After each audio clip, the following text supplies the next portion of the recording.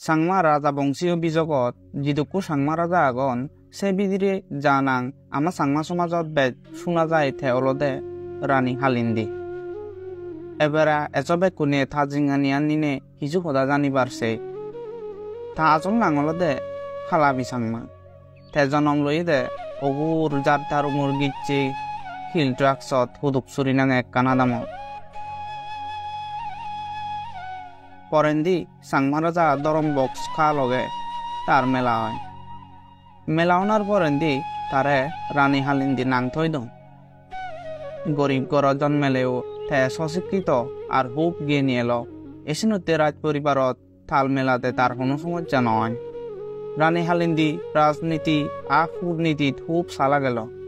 সে লগেতে আদামে পারাইলে রাজ্যর মানুষের সুখ শান্তি আর গমতে বহুত হাম করেছে বৌদ্ধ ধর্ম থেকে রাখবাইতে বহুত বল দিছে ধর্ম আন ধর্মর উপরে থেকে রাখবাইতে বাংলা 1973 সালত মহামুনি বৌদ্ধ মন্দির নাঙে একখান হিয়ং বানিয়ে দিছে সে হিয়ং আন্দরে গিরিনে প্রতি বছর যে মহামুনি মেলা প্রদান করে দিছে সিয়ান এত সং ফালা হয় সে আমলত বৌদ্ধ পঞ্জিকা সাবানার বিচ্ছেন্দিও তার বহুত সম্বল এলো সিয়ানি ছাড়াও হিন্দু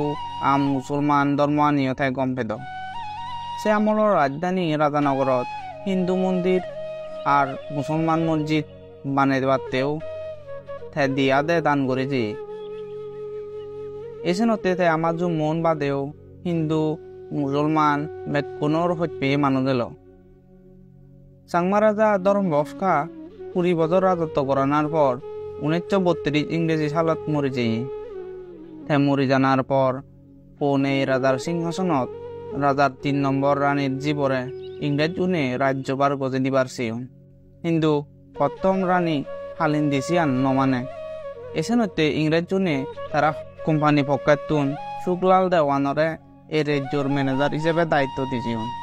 সে বিদিরে রানী হালিন্দি ইংরেজ কোম্পানির তুন 2 বছর ইসরায়েলে রাজ্য চালিয়ে তারপর এদি বহুত আইন লারি করিনে 1844 সালত ইংরেজ কোম্পানির তুন থান একর ব্যাগ সম্পত্তি আনি গজিফি রানী হালিন্দি 1840 তুন 1873 সাল সং প্রায় 30 বছর রাজ্য শাসন করেছে হিল ট্রাক্সর বিজগত রানী হালিন্দি আমল বেদ নাংহিনিবার এলো তা আমলত প্রথম ইংরেজ জুনে হিল ট্রাক্সত নিজে আদে শাসন করনা দৈচন্দি 1861 সালত তুন্দরি কয়েকজনরে অস্থায়ী করি সুপারিনটেন্ডেন্ট বানিয়ন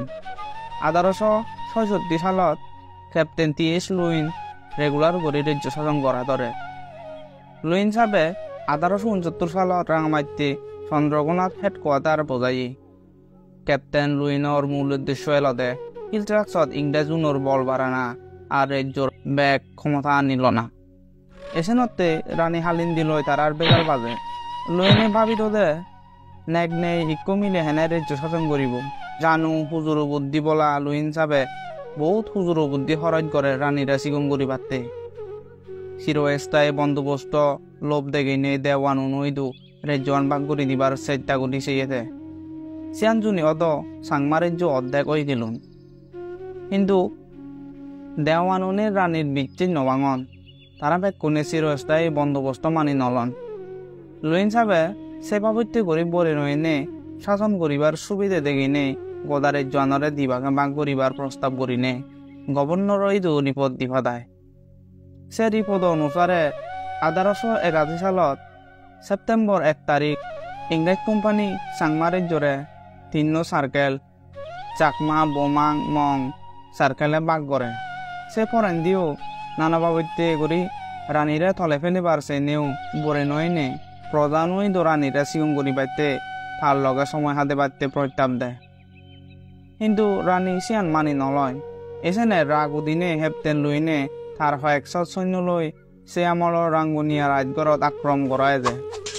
কিন্তু সাংমা হিন্দু মুসলমান বেকুনি বলা বললে করি লড়াই করিনে রাজগড়ান বাজেয়ন বলে দিন অজিনে হেপতেন লুইনে শুধু মু গরিব ফিরি যাইবি সাংমা বাঙাল জাত ধর্ম নবাজিনে